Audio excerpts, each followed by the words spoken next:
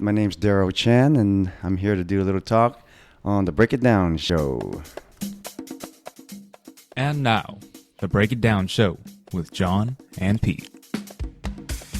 So I've been chasing Darryl around since we met a couple months ago up around San Francisco, and we got a few mutual friends. Yeah. Richard Guan called me. Yeah. And he's the one that introduced us. Yeah, I just happened to be in town that week doing a TV show. Oh, what were you doing? That one was a new show called Sense8. And I've never seen it, but it's supposed to be pretty new. And he just called me up. Rocky Capella, the stunt coordinator of that show. I've known him for quite a number of years. Okay. And I'm originally from San Francisco. So. Is that how you and Rich knew each other?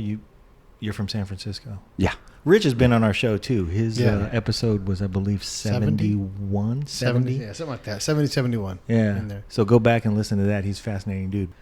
But Darryl is a Hollywood stuntman and a hell of a fighter. Yeah. And he's got a few years on him, but you should not have fucked with him. And you would not know he's got a few years on him. You look like $1 million. Oh, thanks. Yeah. Okay, I'll pay you your $20 later. Yeah, exactly. Yeah. What he meant was green and wrinkly. Yeah. Darryl's wearing a muscle shirt and he ain't fucking around. Yeah. He's actually wearing muscles. He pulled up to the joint in the Hummer and he got out with a muscle shirt on, and nobody thought twice about leaving him alone that about guy's the cool. shit. Yeah. Well, I wore this shirt because it's like 90 degrees out now. It too. is. It's hot as It hell is out hot, here, yeah. and it's November. Yeah. Yeah. But hey, man, that's California. So That's true. You never You've know. been down here for a while, though. I've been down here. I moved down here May of '86. Oh, So okay. just made 30 years. Yeah. Wow. Yeah, I can't believe it myself.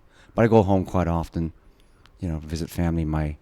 Most of my brothers, I have two brothers up there in San Francisco. One lives in Florida now, but the bulk of my family, like cousins and all, are in the San Francisco Bay Area. Okay.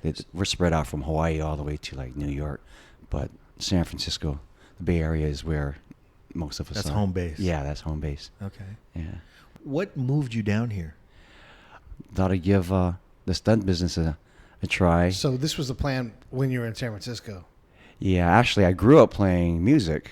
Okay. The two things I did a lot of when I was growing up was playing music, and that's how I met Richard Guan. We played actually in different bands, but there's a whole circle, that whole Became circuit. competitive.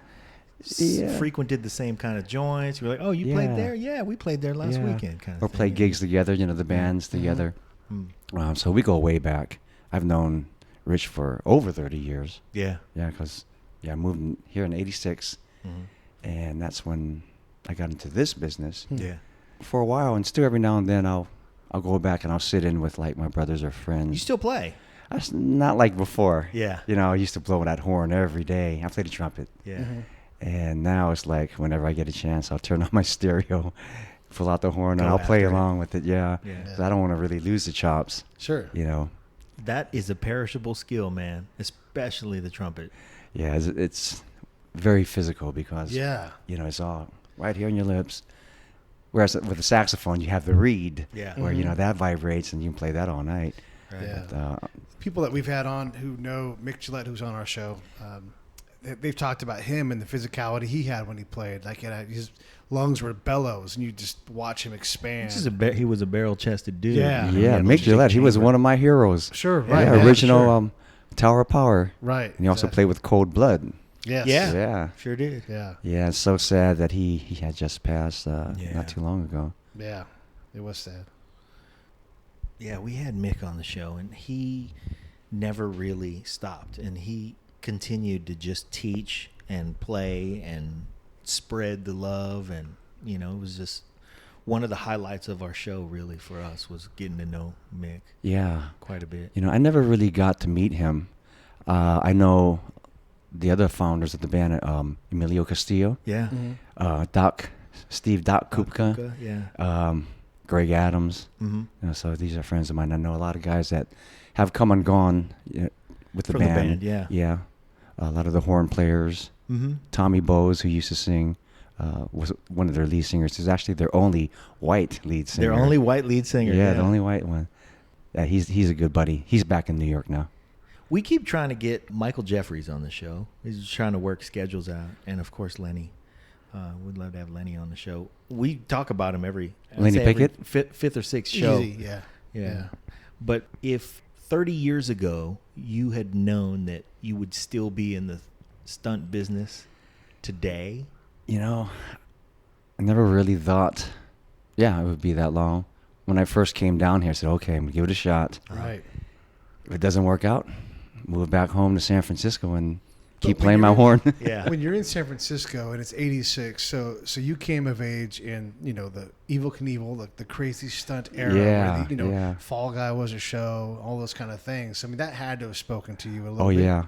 That time there were a lot of action shows compared to nowadays. I mean, there's a lot of reality shows. yeah, And a lot of things that hurt us too, is like a lot of CGI stuff like that, I mean, they still use stunt guys, stunt girls, but a lot of times they can get away with so much of the, the CGI animation and all that. yeah. But you can tell, Mm-hmm. Yeah, you when can. they use that. Yeah. Yeah, but you had shows like Chips and A-Team and so many shows. Yeah, Like, Starsky and Hutch. yeah, and all I mean, that. every episode of Chips had a wreck on the 405, Yeah. or every week there's a Yep. car flipping upside down to open the Right. show. Like every goddamn week. Yeah. So And that was one of many shows too. Yeah, yeah. Dukes of Hazzard. right, All that tons stuff. of stunts in those Yeah. shows. So were you doing your own stunt? Like I want to jump off of stuff as a kid, kind of thing, and I was pretty Snap. crazy when I was a kid. We used to jump roofs and stuff like that. sure. It was like, that's before the word parkour came Yeah, out. yeah. You Yeah, it was just called jumping off of shit. Yeah. Until my grandma caught me on a roof and, I got grounded. That was that. Right. Yeah, that was that. No more doing that. How did you get into business, man? Well, I got into martial arts because, Yeah. like I said, the two things I did growing up was music and martial arts. And You never actually got to the second thing. We kept cutting you off. But the that's second okay. thing was you're a lifelong martial artist. since my teens. Would you say in that high that's school. the typical entry for most people in the stunt business? For the Asian guys, Yeah. and that's the thing about Hollywood. Oh, you're Asian, you do martial arts. Right. You Just, can't not do it. You can It's get them almost without like, it. Yeah, it's almost like that expectation exists. Yes. And when they see your name on the list, hey, we got a stunt man coming today. Hey, you know what? Why don't we just put him in the fight scene? Yeah. So from here you can do this, and you can jump the horse over the thing, or you can jump the car over the thing, and then from here, why don't you get a second gig this afternoon at 2:00? You can go with the second unit, and they're going to go shoot this fight. And if you're an Asian guy and you go, I don't fight. Yeah. Well, most of the guys I know in the business, the Asian brothers are martial artists. Yeah. And everyone's different. You have your kung fu, karate guys, taekwondo, kali. Everyone has their discipline. system. Yeah. Yeah. What about you? I started out in kung fu. Uh-huh. Yeah, Southern style chole foot, and came down here. I started working out with a couple other guys in business, continuing my kung fu practice, and then I met and worked with Brandon Lee, who became my best friend down here in L.A. And so I got. Well, that's pretty good. Wow, holy cow! And you guys became best friends. Yeah, I actually was his trainer. I became his trainer. No kidding. Yeah, that's. I met him. I think it was like maybe '87. When I first got down here, my main goal was to get my SAG card. I had Okay. to get into the union. Yeah. And so while I was doing that, I was doing extra work just to get my foot in the door. A lot of stunt guys, that's how they started out too. Yeah, you got to stack up the cards, right? So, Yeah, start getting experience being on the set. And, you check out the stunt guys, how they're working and relating with each other. You have your stunt coordinator, then he's got his crew. And it was interesting. That's what I wanted to do. Yeah. I'm going, okay. Everybody's got their team, right? So most yeah. coordinators have their roster Yeah. of guys they use. Yeah, they have their little group. There's little cliques here and there. Yeah. I work with a lot of different guys. Then you have your different groups like the Stuntmen's Association, Stunts Unlimited, Brand X. And you don't have to belong to one of those groups to work, Right. but it's nice to, belong to a group. I work for all these groups. I'll get calls from a coordinator here and there. But, yeah, you don't necessarily have to belong to a group to work. Yeah, most of it is like your reputation. Yeah. They know what your abilities are, capabilities, and you get the call. Sure. Yeah, can so use you them for this. might not necessarily be tied in with a bunch of guys who work together all the time, but when somebody needs an Asian guy who can ride a horse, they go, "Oh yeah, remember We know that You guy." know Darryl? Yeah, yeah. Call Darryl." And it's a funny thing because I've done a lot of horse work. You know, I came down here getting in, you know, through martial arts, and Yeah. then back in those days, there weren't as many stunt guys that there are now, the Asian guys. Back then, when I first moved here, maybe about 30 guys, Asian guys. That's now, it? Back in the Yeah, 80s. back then.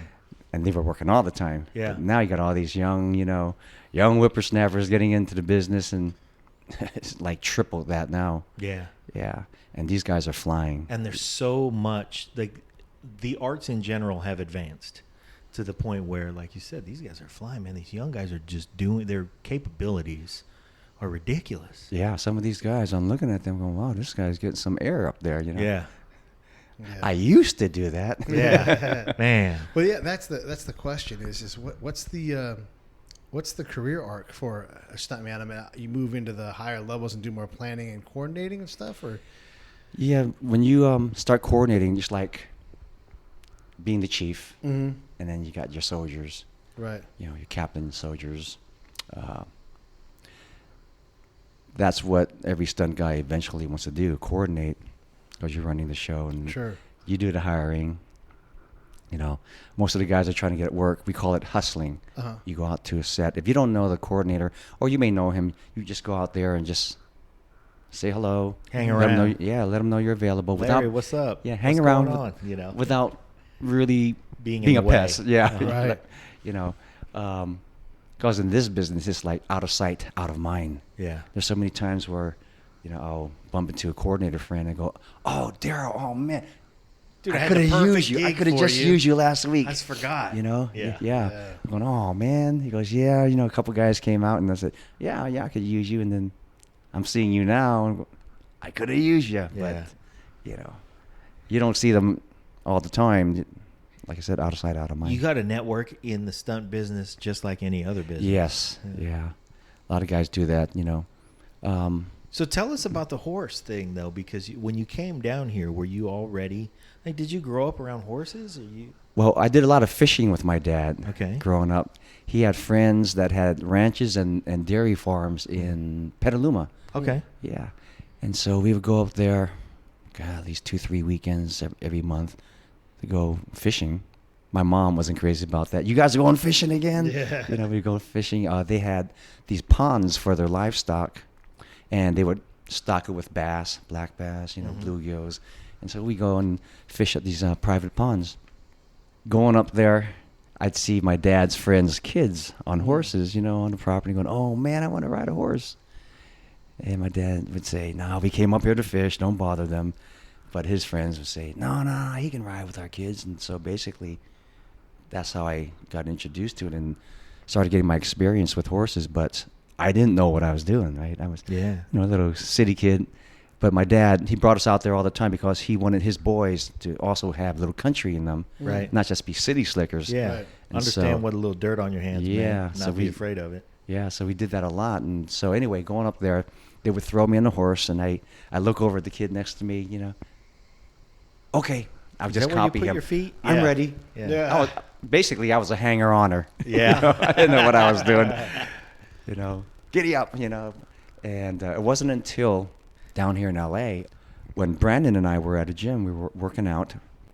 This guy walks up to us because Brandon and I are just messing around, throwing punches at each other. And so this guy comes over and he asks us, "Are you guys training for a movie?" We said, "Yeah, as a matter of fact, yeah, we are." And he goes, "Oh, Were you okay." training for a movie or just working out? We were preparing for the movie. Yeah. And Which one? Rapid Fire we were doing. Man, I love that movie. I love Yeah. that kick that he threw through the railing. You know, where he busted the banister. Oh, yeah, kicked yeah. The dude behind on the other side of the Yeah. banister. Anyway, I digress. You were probably the dude on the other side of the railing. I was there that night. Yeah. Yeah, that was when Brandon rides the motorcycle in there also. Okay. Right through the Yep. glass casings. Well, anyway, yeah, this guy starts asking us questions, and so he goes, "Well, I'm a trainer too," and I'm looking at him, and without trying to be, you know, impolite, because he was a little guy, like the size of a jockey, just a little bit bigger, And so I'm going, what are you training? He goes, well, I'm a horse trainer. He goes, I train horses and I train people to ride for shows. Right. I said, oh, that's cool. And he asked me if I rode. I went, well, and I just told him the same story I told you. Well, I was hang on. Yeah, I was a hanger on, as a kid, and I said I never really had formal lessons. And he goes, well, tell you what, I don't know what I'm doing in the gym here. If you train me in the gym, you can come down to my riding academy, and I'll get you to ride like a pro. I'll get you to jump and everything. I went, that's invaluable. cool. Yeah, so I went, okay. So we started to barter. Yeah. And so I remember the first time I went down to his riding academy, and he brings this tall thoroughbred. He was like over 17 hands, about 17.2, which is a tall horse. Yeah. I'm looking at him going, whoa, I think I need a box to get up on this guy, because the stirrup was pretty high. And so I'm looking at him going, hey, I'm looking at the saddle, because I grew up on Western saddles. Now this guy, he does English and dressage. And, it's a lot different, the tack, the saddle, the stirrups and all. And I'm going, where's my horn? Yeah. And he goes, nope, you're not going to be doing Western here. And that's when I realized a lot of the English riders and cowboys, the Western guys, they kind of butt heads with that. It's like, the English guys, like, oh, you're going to learn the proper way. Cowboys. Pff. Yeah. And the cowboys, English. Oh, they're a bunch of pussies, Yeah. Right. Yeah. And I said, I'll learn whatever way you're going to teach me, because, you're the teacher here. Right. And That would be like if he walked into your environment and said, no, man, that's not how you box. I learned how to box, and I do this. And you're like, I'm trying to teach you. Yeah. You know? You got to open your mind, just like Bruce, That's right. Jeet Kune Do's like, Yeah. absorb what is useful. Uh-huh. And so I started taking my lessons from him. I'm probably a little over a couple years. Then I got my own horse after that. And I've had my horse now for about 20 years. Wow. Yeah. And he's helped me a lot with my skills. Actually taking the lessons on the English saddle really rose my confidence level. Sure. Because it's like the difference, the saddles are, it's like a Harley Davidson seat compared to a Schwinn bicycle seat. I mean, it's just two different types of seats. Yeah. And even how you, control the horse. The technique is different based on the equipment. Yeah, a lot different. So, what does that mean? So if you don't have a horn, that means that you're really hanging onto the reins. You use your feet more. You use your legs, Yeah. but actually, that horn isn't really for you to just hold on and ride. A lot of times, See, look, I would be hanging onto the horn. You'd be like, dude, you're gonna get dropped. Well, yeah, if you're gonna fall, you grab that horn because you don't want to fall. That's a Yeah. long way down. It's a long way down. Yeah. It hurts. But the horn, when they like ropers, Yeah. cowboys, when they lasso. That's what they tie to. Yeah. Yeah, it's Okay. like a trailer hitch almost. Yeah. And then a dressage, correct me if I'm wrong, because I don't know for sure, but you're more trying to look like you're not riding a horse, whereas the Western style, it's a little more Yeah. bouncy, maybe. Yeah. It's they call it posting, doing half seat.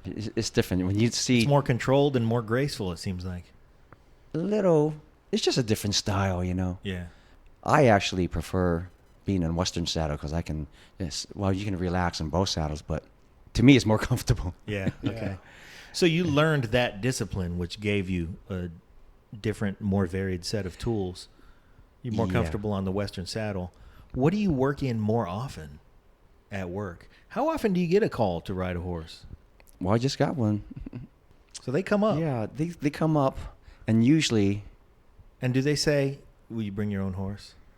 no, I don't want to use mine for any Okay. stunt work because I don't want him to get hurt. Yeah. Usually when I get called, they have a trained stunt horse, whether he's a rearing horse who's Okay. going to stand up on them. That's a specialty for a horse, huh? Yeah.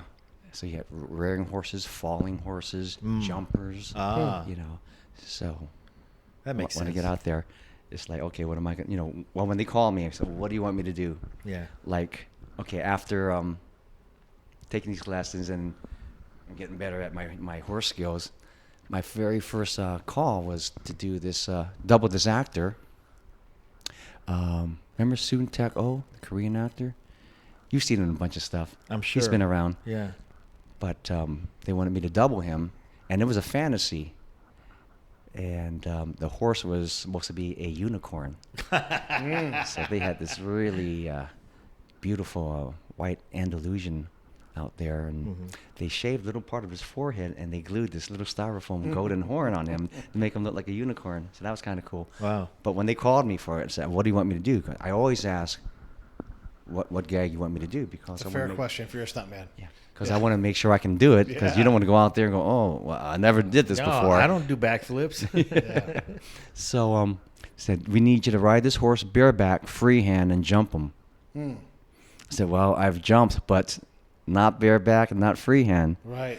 Freehand is no reins, Yeah. no bit." So I'm going, "Well, what do I hold on to?" Yeah. Yeah. You just grab a handful of mane. Basically, you're just going for the ride. Went, "Oh man!" I said, "Well, I never did that before, so I don't want to go out there looking stupid. I want to be able to do it." "Oh, you'll be fine. You'll be fine." I went, "No, but did you hear me? I've never done that." This is the dude who's Right. not going to do the shot. Yeah. So he said, "No, you'll be fine." They couldn't get any other guys. That's why you were It going to should be be fine. it should be a clue. Yeah, you're perfect for this. There's a couple other Asian guys I know that are starting to get into horses, because usually my name is the first one that comes up now when it comes to the Asian guys that do horses, because everyone If does martial somebody arts. needs Genghis Khan, Yeah. they get Darryl Chan. Yeah, I just played Genghis Khan. Of course. Well, actually, it was a couple of years ago. It was the Progressive Insurance commercial. Okay. I don't know if you saw that one. when the Yeah, Mongolian absolutely. guys. Yeah, I was the leader, and I had my Mongolian warriors flanking me in my left Sure. and right. Right. We ride up to Flo, Uh-huh. and I yell, "Killer!" That was a fun day, crazy day. But yeah, the thing about That was a crazy day. Yeah. That was Genghis So, Khan. well, I used to be in the Army, and I worked at a cavalry post, and they had a ceremonial cavalry unit, with everything. And my buddy was in it, and he's like, "Come out and try." I'm like, "All right, I'll try." And I'm somewhat athletic, and like they start you out on, like the angry horse, but bareback. Because the thing is, John, when you ride these things, they do a charge. You pull out a sword, and you just go Right. fast as you You can. want to talk about hanging on for the Yeah, ride. because like you do the ceremonial And walk you around point the slow, sword forward. and then they do a charge. Yeah. and it's terrifying. Yeah. Like you see these guys go by, and you're like, God, I couldn't imagine being in combat with these four. I mean, I don't know how fast these horses are going, but it's fast, faster than a human could ever run. And there's some guy, and you're going to lose your stirrup. That's the thing. It's like you're going to fall out of your stirrup because you're going so fast, and you're riding so close. Something's going to bump. You have to be able to hang on. 'Cause if you don't, you're flipping off that thing with a sword, with a gun, at 35, 40 miles an hour, however the hell fast horses go. They go that Coming fast. down from 8 feet high. Yeah, crazy. So I get the whole like, yeah, just jump it. Don't have anything to hold on. Like that isn't how it works. Like you've got to be ready for that. Yeah. And I did it for one night, and I got thrown off the horse, and I'm like, I'm done. That hurts. I don't like that. Like I hurt my back for like a year after that. Yeah. It was If you're not prepared for it, Yeah. the thing is, if you are prepared to do a horse fall or saddle fall, at least you know it's coming. Right. And you're prepared on how you're going to roll with it. Right. If it comes unexpectedly, it's like, oh man, shit. I had limbs tumbling out and running into ribs, stuff. Yeah. and just oof, and just lay on the ground, or just wait for the pain to not be at a 20. Like way Yep. off the scale. So what happened with the jump? Did you make the jump on the unicorn? It's a funny story. The first attempt, okay, I'm on the horse. First attempt. The wranglers are the guys that bring the horses. Yeah. And they make sure everything's cool with the horses and the actors and stunt people. Okay. So they pretty much tell you, they. And they're in charge, right? Because you have the animal safety is foremost. Yeah. Your safety is foremost, and they're in charge of the animal safety. So nobody can tell him what to do, because No, he can always say, "Hey, no, this is my horse," and he's not doing that. Yeah. And sometimes they'll mess with you. They'll give you a horse that's going to be a little difficult if they don't like you, But Motherfuckers. They had two horses out there for this. And anyway, the one I was on, when we approached the jump, I go, okay. I was talking to the wrangler. He goes, yeah, just pretty much just grab a handful of mane, just approach that jump, and I'll be right on the other side. So, okay, take one. We're running right up to the jump, and he runs around it instead. I went, oh, man. Now he knows he can get away with this. He can run around it. Yeah. Take two, approach it, runs around. I'm going, I'm throwing my hands up in the doesn't you wanna know do in the it. air, Yeah, you looking don't at the have guys. I went, reins. sorry, man, I Yeah. can't control them. Yeah. I can't. Yeah. To control the horse, you got to have the reins. Yeah. The bit control his head. So the wrangler goes, all right. He gets his whip out. He goes, I'm going to stand right here, closer to the jump. I'm going to crack my whip. I'm going to call him, and he's going to come right to me, straight line. So he's going to jump this time. So you just hang on. All right. Approached it, jumps over it. So that was smooth.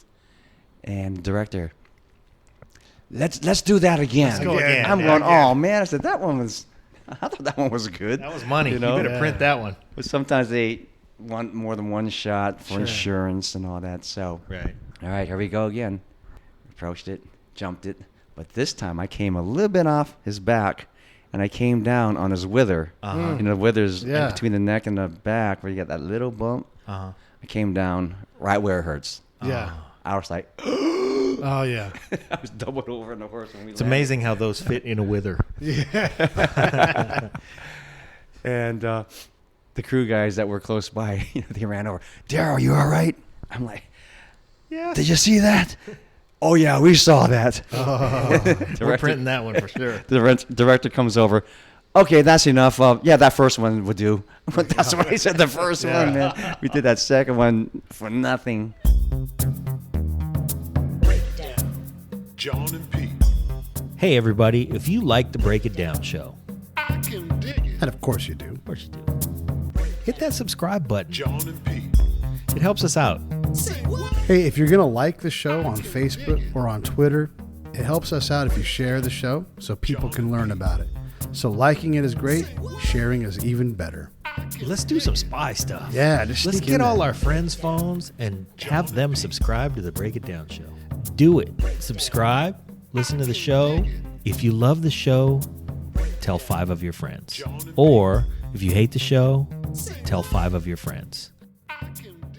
So how You does just that do what work you- in terms of compensation? I mean, you're taking the risk 4 times total. I mean, is you're going to charge them a daily rate? I mean, you're not charging them by the jump, are you?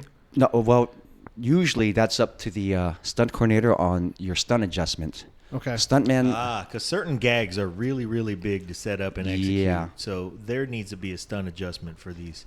Yeah. And if you want to go again, okay, but you're paying for this rig break all out over the credit again, card right? swiper, yeah. well, the coordinator usually keeps track of that because all the stunt guys we get paid on a union scale. Sure. Uh-huh. Whether it's a daily or a weekly. Right. And the coordinator usually knows how many times you're doing this certain gag, whether it's a horse jump or a high fall. You do a high fall and you got to do it like maybe 3-4 times. He's going to pay you for that 3-4 times you're Right. doing it instead of just paying you your scale. He goes, okay, the higher, The more. obviously, the more. Yeah. You get your stunt adjustments are based on like the degree of danger and difficulty involved. Okay. Yeah.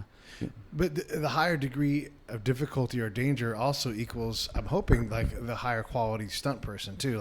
Like you, I might start today. I can't go jump off a 6-story tower no matter how much they pay me. Like the guy that gets paid well is the guy that. Yeah, you have guys that specialize in certain stunts. Right. And usually the high fall guys are like great high dive guys. You know, I've done a 30-foot high fall. I've gone up to 100 feet looking down.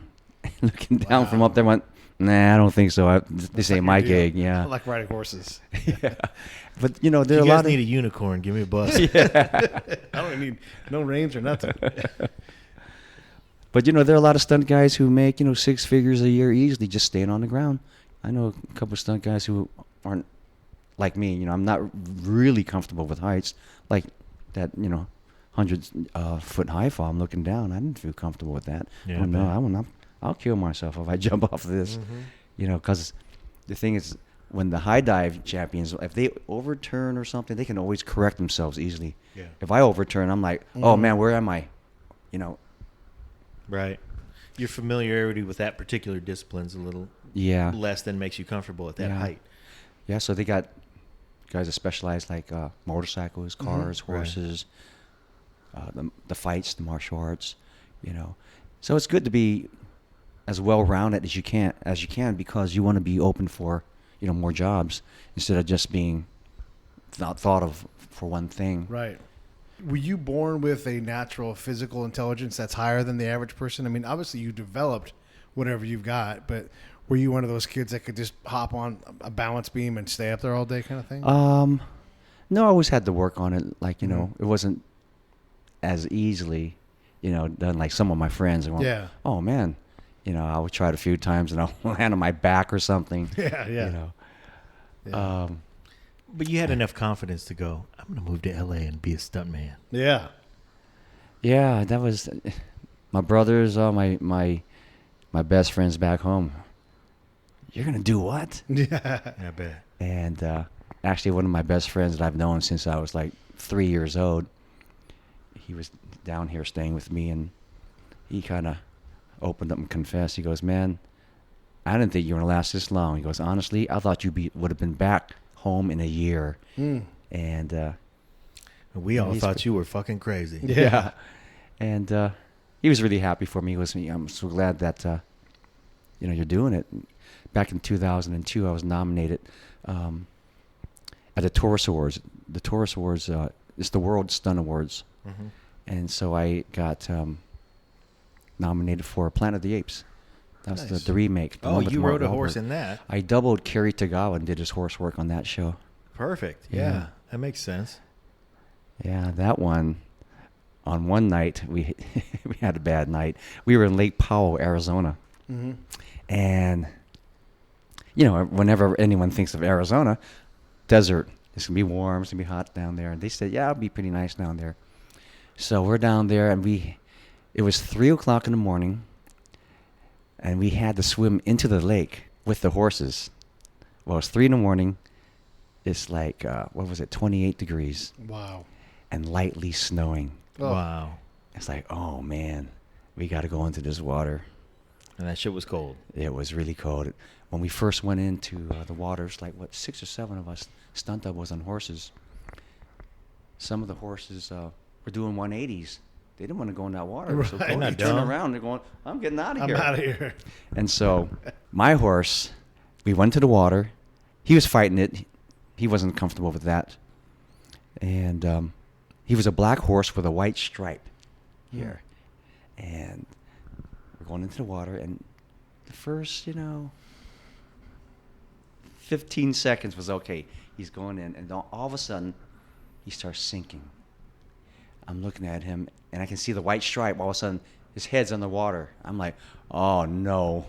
And he just kept on going deeper and deeper. I went, I got to bail. I got to get off his back, because I'm extra weight. Yeah. And I got off of him. I'm treading water. And I'm like, I'm freaking out. I'm like, oh, man, did he have a heart attack or, from the cold, Right. in this water? And I'm just treading water, and all of a sudden, poof, he surfaces. And he's like, he's wigged out. Yeah. He doesn't like this. Yeah, and so the director, Tim Burton, and coordinator and all of them are going, Darryl, you got to get back on him. You got to get on him. So I swam to the horse, and I'm trying to get back on him. So I grabbed the horn. I'm trying to pull myself back on the saddle. But every time I did that, I'm pulling him down. Oh, shit. Now, I'm doubling Kerry Tagawa, who's a gorilla.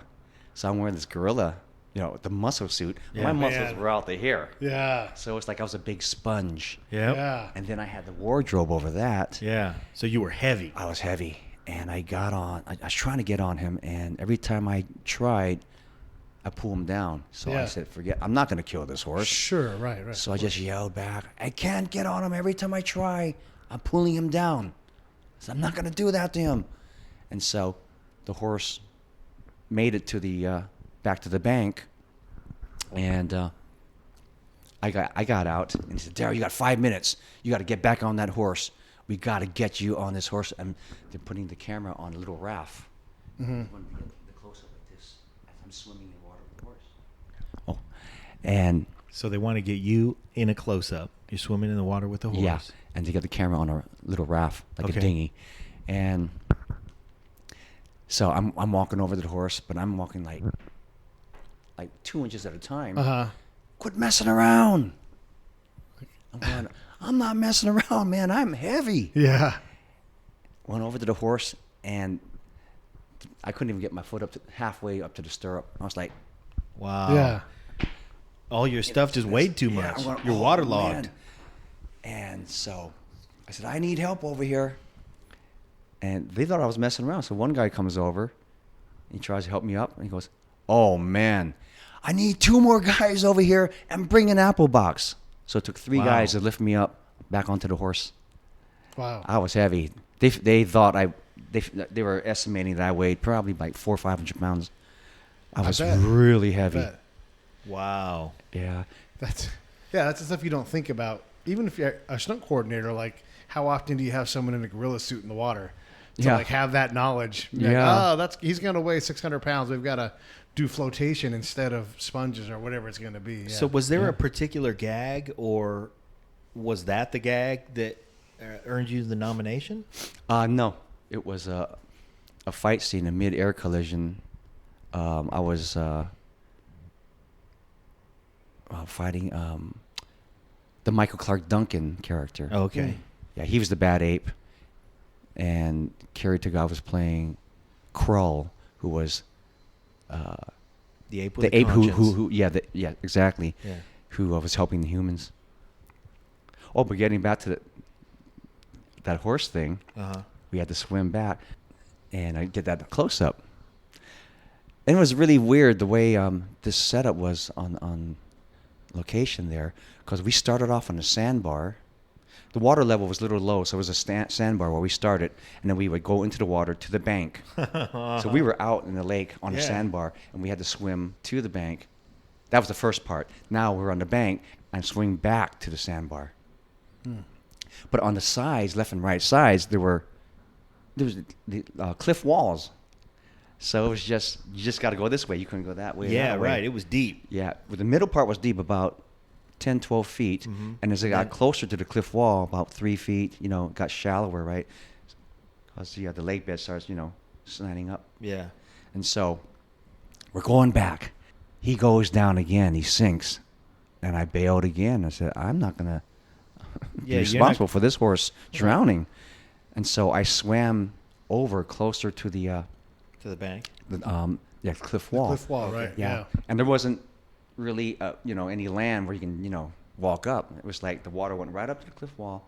And so I'm like on my knees, and I'm just trying to get my breath back. The water was about up to my chest. Mm-hmm. And the horse, now he's swimming towards me because I'm his rider, and he's trying to get it out from the deep water. So he comes towards me, and I guess what happened was he felt the ground when he started coming closer to me. So now I guess he figured, oh, I can run now. And when he lunged, all of a sudden he rears up. So he's standing straight up. I'm on my knees in the water. I'm looking at him. He's like about 4 feet away from me. I'm just looking straight up going, oh, man. And all of a sudden, timber, he falls over right on top of me. Oh my God. Holy shit. You got a 1,000-pound horse on top of you yeah. all of a sudden. And you weigh 600 pounds, so you can't even move to get out of the way. Yeah. So I'm on my knees. He falls right on my torso. And now I'm underwater. Yeah. Because he's on top of me. And he's like freaking out. He's trying to keep his head above water.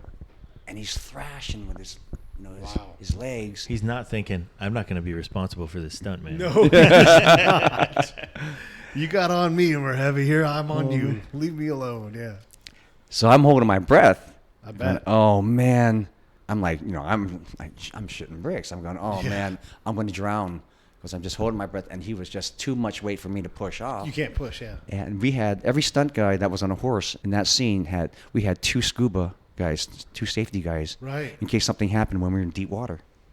Well, the other guys made it to where we were supposed to go, point B, and they're waiting for me to come around on the horse. Where's Darryl? My safety guys. He's under. Oh my gosh. And now, everyone's like, oh, shit. And finally, I couldn't hold my breath any longer. And that's when I really started to panic. I said, oh, man, this is it. I said, I'm going to drown, because your natural instinct when you can't hold your breath any longer is like, yeah. And that's what I did. I took my breath, and now I'm taking in water. Oh. And I'm like, oh, not now, God. Not yet. And I got a date on Saturday.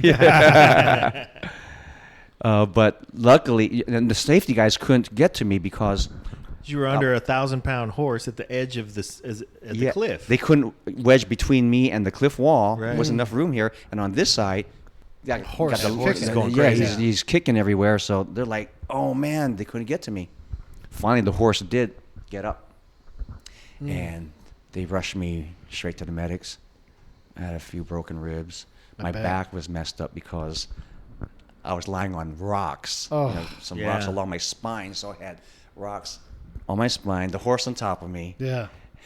So that was a lot of weight. 600-pound suit. Yeah, even if you had 1,200-pound air. horse. Right. Even if you had air, could you have even been able to breathe at all? I mean, 'cause I know, like, I had my foot stepped on by a horse one time, and the horse didn't know. He just like dunk, stepped on my foot, and I'm like, oh my god, Yeah. get off my foot! And you push, and the horse is like, are you giving me a massage? That leans in, and you're like, not lean in. It's just that's just a piece of a horse, like the Yeah. whole thing. How could you even? Oh man, I can't imagine. Yeah, I've been stepped on. You know, your first reaction is, Get off of me! Yeah, yeah. I've been stepped on, been kicked. Oh. Horses fall on me. Actually, a couple shows. Yeah, it's no fun when they fall on you. That's a lot of weight. Man. So what kind of work are you doing most now? A lot of times it's, playing the bad guy roles. A lot of fighting. Yeah, a lot of fight stuff. Getting beat up. Mm-hmm.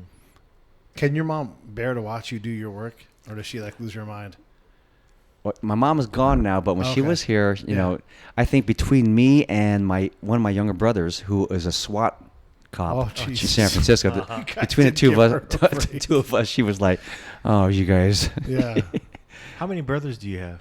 I've got 3 brothers, 1 older, 2 younger. Okay. Yeah.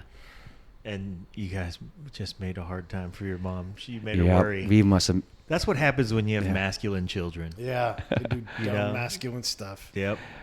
We must have drove our parents crazy.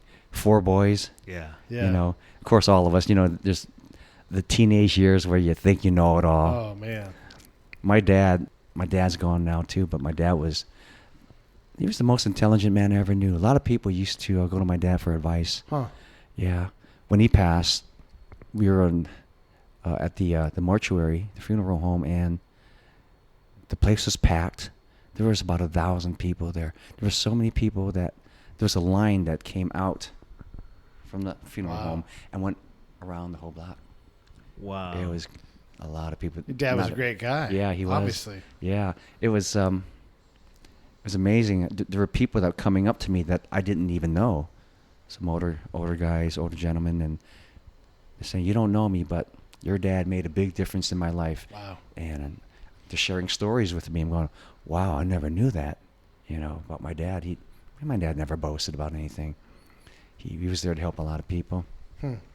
But my dad was he was a tough guy too. I mean, and actually growing up, he didn't do the hitting. My mom did. You knew you didn't want him to. It was like if it was his turn, you were going, "Oh shit." I mean, did he always take the back seat, or was he the guy who every once in a while he'd act like he was sitting up, and you'd be like, "No, Yeah. I'm good." All it took was a look Yeah. from him. I said, "Oh, sorry, Dad." My mom, when we were kids, she would, once you hear her open that kitchen drawer, here comes the wooden spoon. Man, that's a bygone era. It is, I feel like kids don't get disciplined with a wooden spoon anymore. And so, such a fine line now. But everyone is saying, "Oh, that's child And abuse." let's say, let's say for the sake of argument that it's better that kids aren't getting hit with a wooden spoon. But you know what? I knew when I was out of line, and I knew when I need to get back in line. Yeah, I totally agree that if your kid is really misbehaving, being really bad, good spanking. I'm not against it. Yeah. I think I turned out okay. It's not like I was on a clock tower. I'm gonna get you. Well, when you mentioned that kind of generational upbringing, back then there was a different set of expectations, and we extended people a different kind of respect. Yep. Yeah. And a lot of people can say, "Oh, you don't have to." And I've been very fortunate. I don't have to really whoop my kids up too much. By now they're bigger, stronger, and I probably shouldn't give it a try. But the fact is that I didn't put my hands on my kids very often. You know, that little swat on the butt when they really needed it, when they weren't responding to other communication. I was very lucky. I didn't have to do that very often. But Well, that's good. You're lucky. yeah, know? but I know that I'm lucky, you know, because there's some kids who just don't get it, and they need to be, you know, made physically aware. Hey, this is the line. Yeah, they got to be Don't come up to reprimanded. this. Yeah. Don't come up to this line. Boys do sometimes need that physical reset. They Yep. need that contact, not to abuse, Yeah. but just to say, boom, you've bumped into something that you misjudged. Yep. Correct your judgment. Too you far. know? Yeah, exactly. Get back. So, you know, I'm for that. And with 4 boys who obviously grew up tough enough to enter the stunt business, to be a SWAT cop, and your other 2 brothers, what do they do? One, my older brother, he worked for PG&E. Okay. For God, he just retired about a year or 2 ago. So he's enjoying life now. He just became a grandfather. Oh, good for him. Yeah. My other brother lives in Florida. He used to work in San Francisco as, you know, one of those meter minders. Yeah. But he hates it when people say meter Meter maids. maid. I'm not a maid. Right. I'm on a maid. Meter minder. Yeah. But he was working, and this old guy was driving his car, and he ran a red light, and he hit my brother. And you know, the meter minders, they would drive those 3-wheel In motorcycles, the little with the 3-wheel cushions. interceptor. Yeah. And he hit my brother, and the bumper of the car pinned his foot between the bumper and the bike. Ooh. So my brother flew off the bike. But his foot stayed. Yeah, so it whipped him back, and it has never healed properly. He's real soon right now. It's just been so many years that now it's finally come down to he's going to lose his leg. Wow. Oh, no. Yeah, and they're going to take it off at the hip. It's Ooh. pretty Wow. high.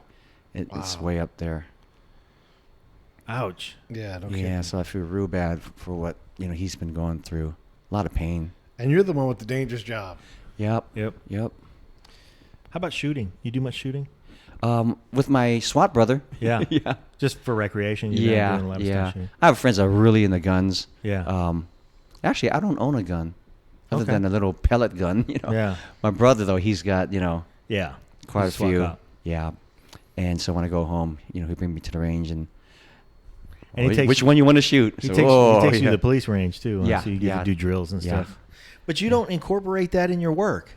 Well, I've shot everything in all the films and TV shows I've done. Handguns, Uzis. Well, you're an Asian AKs. stunt man.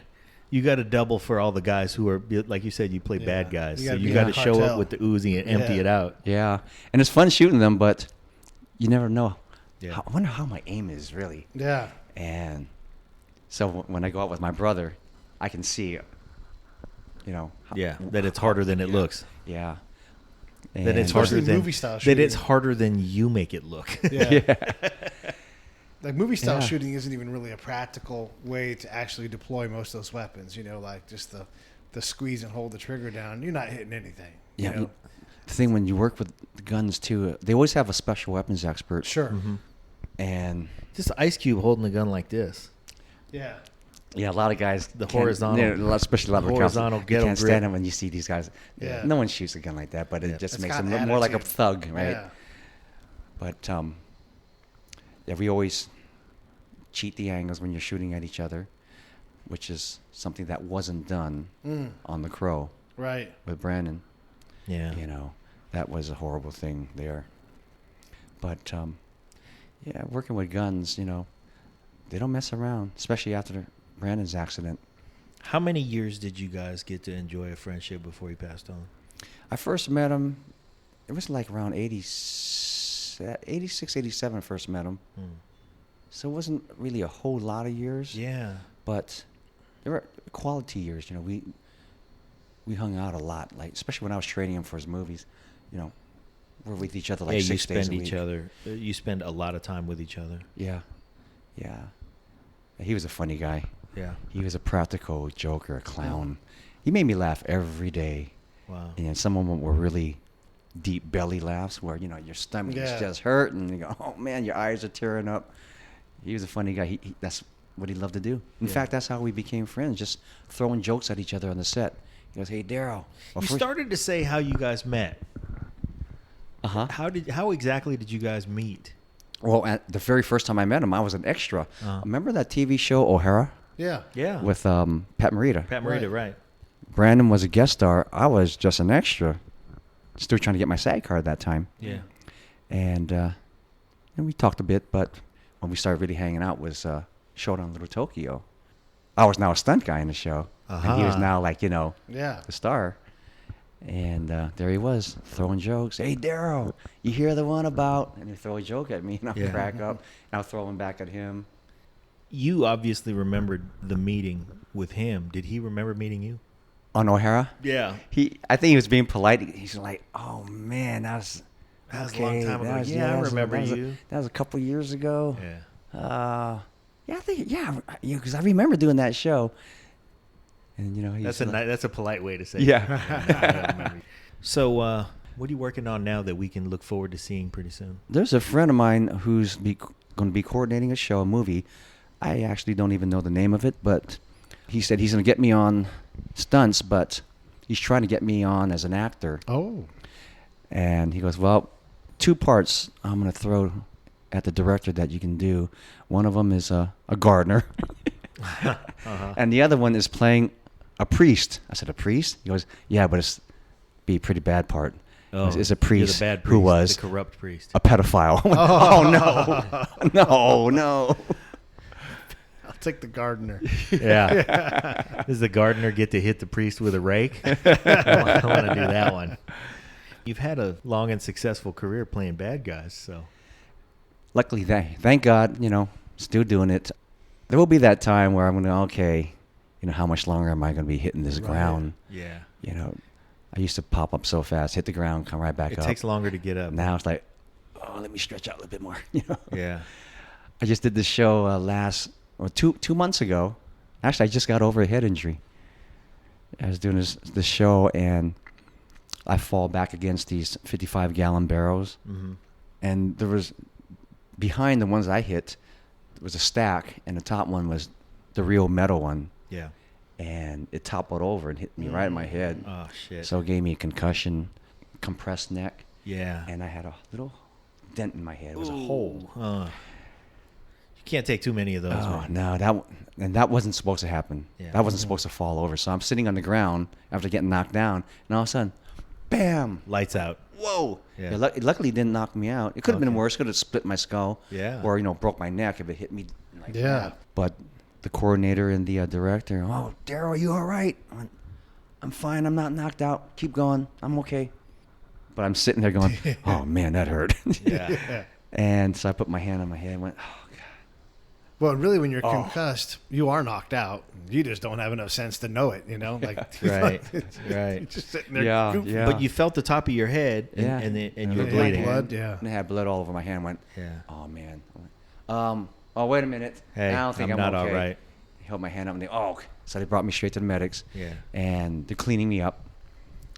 And so I'm asking the medic, so, well, what do you think? Got to go to the hospital and get this stitched up? He goes, well, they won't be able to stitch it up. I say, why not? He goes, because it's not lacerated. It's a hole. You have a hole in your head. Huh. He goes, they're not going to be able to stitch this. Yeah. I said, well, what are we going to do? He goes, well, you ever hear of a new skin? I said, yeah. And it's like super glue. Yeah, they just glue your head. Yeah, they just Fill the hole. sealed it, filled the Yeah. hole, sealed it. And I said, okay, do what you got to do. That's crazy. So they put about 3-4 coats on it and, fanning it, trying to let it dry before they put another coat. Wow. Here I am smelling it. Yeah, that does smell like super glue. Yeah. Right. And suddenly my brain is getting glued to the top of my head. Oh, man, this is a trip. I never had, to fill a hole in my head with glue. And so after that, went back on set. Yeah. Wow. And then we broke for lunch. I had a headache for a few days after I that. bet. But, I just going to cowboy up and, keep working. Right. So we broke for lunch, and I'm sitting there, and one of the other stunt guys, hey, Darryl, you need to go back to the medics. I went, I'm okay. He goes, no. You got blood coming down your forehead right now. Wow. I went, oh, man, it's bleeding? I went, oh, shit. So I went back to the medics. He goes, oh, okay. They'll put a few more coats on. Wow. And they did. Went home that night, and I touched it a couple times in the end. See, what it was like, and started bleeding again. I went, oh man. You have to get more super glue. And so, but I didn't have any. I was like, okay, I just sat up for a while. And I was afraid to go to sleep because, you know, what they say Sure. about head injuries, Yeah. don't go right to Don't sleep. go to sleep. Yeah. Yeah. So I stayed up for a little bit, but I said, I got to get some sleep because I got to be on set at 6 a.m. All right. So I got to get some sleep. So I just put a towel over my pillow. So, okay. And elevated my pillow just a little bit, you know, so Yeah. I won't be all the way down. Man, that's taking one for the team. Yeah, no kidding. Yeah, but I called my brother. I said, okay, call me tomorrow morning. If I don't answer, Yeah, Send help. yeah. That means I didn't wake up. But I was okay. Crazy. But you know what?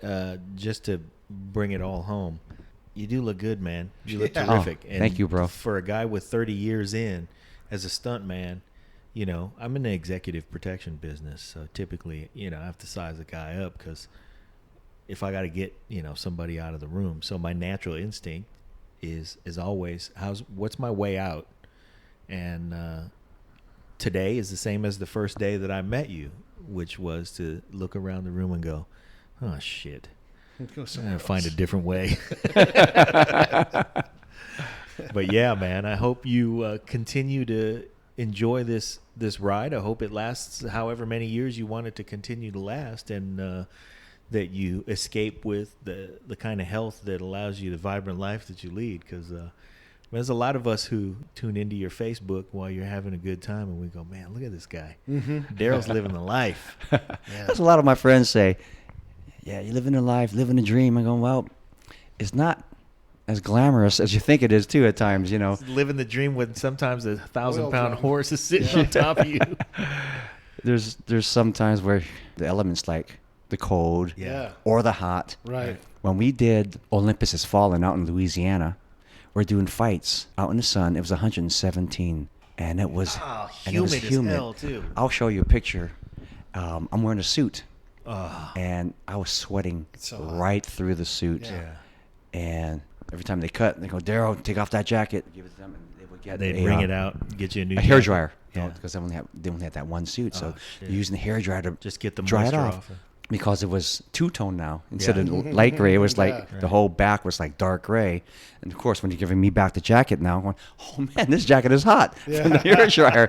That was even worse. I'm going, oh man, I got to put on a hot jacket back in this hot weather. Man, everyone was getting dehydrated. In fact, one of the stunt guys just got out there one day. We were out there about 3 weeks, but they brought another stunt guy out there, and first day on the set, heat exhaustion. They had to rush him Yeah. to the hospital. He passed out on set. Yeah, pretty much anything above a buck 05, you can't hydrate fast enough to maintain. If you're going to be out there and working, you just can't. Yeah. You're going to dehydrate. Yeah. And it's crazy. And the thing is also is you want to hydrate, but at the Yeah. same time, you're on a set, and Yeah. unless you're the star, it's hard to say, I need to go to the bathroom, you know. Right. Will they Yeah. give you an IV in those kind of situations? Like just tap it in, because you can drink, and then if you get behind the pace, you're never going to catch up. Yeah. Until you get out of those elements. And, Yeah. Because it takes time. You can't just drink a quart and then. I'm But good to sticking go. an IV in you allowed you to get your fluids back. without It gets having it to back drink in so a way much. that's useful. Yeah. Yeah. Faster. No, I've never seen that, the IVs. There was too many guys out there, too. Just Yeah. like, we had about close to 100 stunt guys out there. Wow.